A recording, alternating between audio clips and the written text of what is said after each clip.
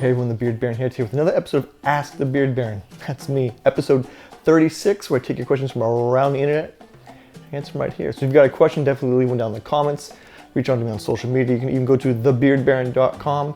You can leave a message right on there. Send me an email. I'll get it. Add to this huge list. Keep these questions coming, guys. I love answering them. But for right now, let's jump into it. Nick Sun from YouTube writes, "Hello, my friend." Hey, Nick. "My beard is pretty short, but I'm in the process of growing it very long like yours. It's a marathon though. My hair grows extremely slow. A couple of questions, sir. Will Beard Balm help my beard grow more? Do I comb my beard before or after I use the balm/oil? Can I just dampen or wet my beard and use the balm? I don't always have time to take showers in the morning. I take them at night." Well, Nick, you've asked a lot of great questions. I applaud you for growing out your beard and having the patience to do so, even knowing that your beard grows slow. Everyone's beard grows at different rates. Applying any kind of product is not going to help it grow any faster. I know there's stuff out there that claims such things.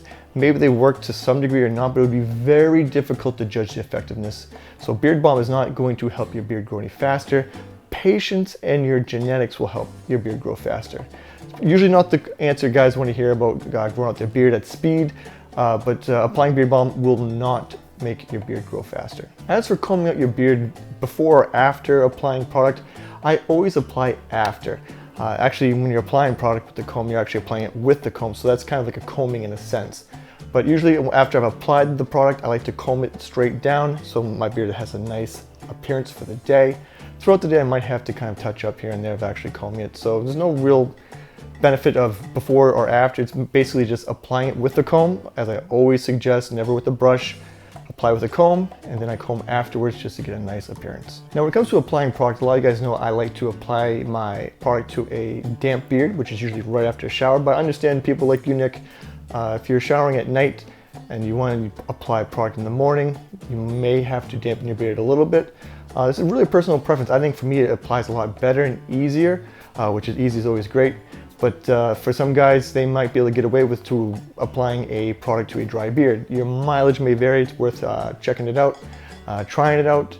You could even do a beard routine at night after you shower, and that way you might just have to apply a little bit in the morning, just a touch up. It might even be great from the night before. So like I said, play around with it. You'll get the hang of it. Michael Woods from YouTube writes, "What's your go-to nighttime scent for bed? Just curious to which one you choose and why." Well, Michael, for me, it always comes down to what I've applied that day. For me, a lot of times I take showers later in the day, late afternoon, at night. So whatever I'm going to bed with that night is usually the scent that I've chose that day. For me right now, personally, it's a three-way rotation between Foss, Bellevue, and Noir. Foss gets a little bit heavier here and there of selecting that and reaching out for a little bit more often than not. But those are the three in my rotation right now. So basically, my bedtime scent is one of those three.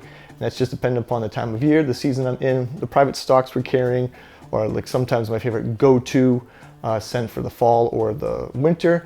So for me, it's just what I'm wearing that day. So there's no real specific choice on a bedtime scent. I think they all work as just great as a bedtime scent in general. Jason Tankard from YouTube writes, "Can you show us what you were doing with the wax on your longer mustache? I've been doing my best to resist trimming mine, especially that bit in the center, in the hopes I can style it better than trimming the center short." Jason, the epic mustache look is a tricky one. This whole no lip look where the mustache hairs cover and grow past the lips is really tricky growing out. For the most part, most days I do not have to use mustache wax. Over time, my mustache hairs are just used to going, it's a little bit of a split there and growing out and away. Some of them still want to grow down towards the center, but it doesn't really affect me that much because my hairs cover past my lips. It actually goes beyond my bottom lip. So it's not that much of an issue from day to day, comings and goings, but more or less when I'm eating and drinking, it is kind of an issue. It is tricky though if you're going to go for the epic long mustache, the no lip look. It's because once your mustache hairs go past your top lip, there's this weird little region between there and your bottom lip where it's going to drive you crazy because the hair is going to get in there. It's going to naturally want to curl into your mouth. You might be biting on it, nibbling on it, which is going to perpetually keep that hair at that length for who knows how long. So the real trick is to get your hair past that bottom lip. That way your hair is not going into your mouth when you're talking or when you're doing just about anything. So like I said, I don't have to use mustache wax all the time. What I do is just, like I've shown you in my mustache wax videos, apply it through, work it out. Maybe I should do another mustache wax Actually, I think I'm doing an application video of a beard routine coming up with mustache wax. So I'll probably touch on that. As always, guys, it's great doing these Ask the Beard Barons with you. Like I said, drop a comment down below. Reach out, say hey, hello. It's up to me on, I got all the links down there, guys. You know where to find me. Thebeardbaron.com for all your premium beard care and mustache care needs. We're almost right into the middle of November. We still have Noir on the website right now. It's starting to dwindle a little bit.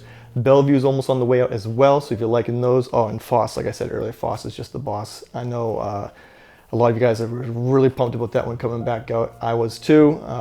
If you get a chance, check out the website.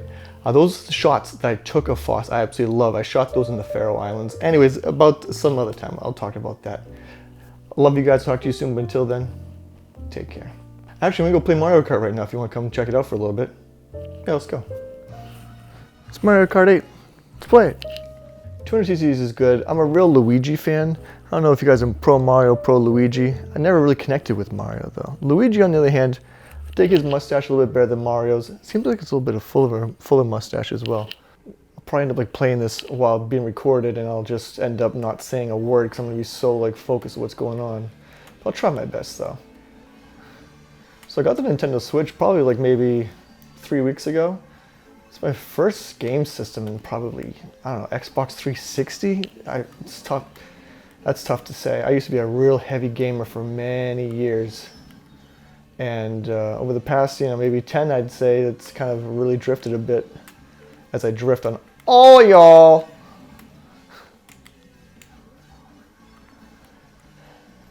But as a kid, I was never really much of a Nintendo fan. I had the original Nintendo for a bit. I had the Nintendo 64 for a little bit. I was more of a Sega kid. I started off with the Sega Master System. I was, I think, 5 years old. Now we're talking back in 1987, and just Sega Master System started off for me, whereas the original Nintendo came out then, a couple years before that, but I never really got into it. So I was Sega Genesis. I love Sonic the Hedgehog over Mario. That's why I like Luigi a little bit better, because I just never really connected with Mario. I did have the Game Boy as a kid, Nintendo Game Boy. I have a great picture of me super frustrated with it. I should throw that up on the screen. Kind of sums up how intense and aggravated I would get with video games. Then as Sega moved on, I became a big Sony PlayStation fan. I actually camped out for PS2 all night. That's usually those game systems that come out in November, and it was cold, and it was a fun time. But PS1, PS2, fantastic. But then when Microsoft announced that they were going to be putting out a console system, that was it for me. I was all about that. I camped out for the original Xbox. I camped out at a Best Buy, and it was a good time. And then I moved on to the Xbox 360. So now I'm kind of full circle back to Nintendo. Really been enjoying the Switch. It's just I think it's a quality console. It's been a good time. And of course, Baby Mario always sneaks by at the end and screws me over. Oh no, it's regular Mario. Baby Mario came in 7th. Oh, excuse me. Sorry, Baby Mario. The regular Mario. Could view the highlight reel, see how awesome it was until the very end. I feel like that's how they get me. That's just how they get me. They get me right at the end. It's like the last 50 feet and someone does something really stupid towards me. I've pretty much done everything I need to today, which is kind of nice. I do need to build the coffee table that came in the mail yesterday. That should be real easy though. But as far as my to-do list today, it's pretty good.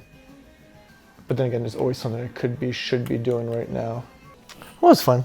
We'll see what other games we got going next time. And you got any kind of recommendations, definitely let me know.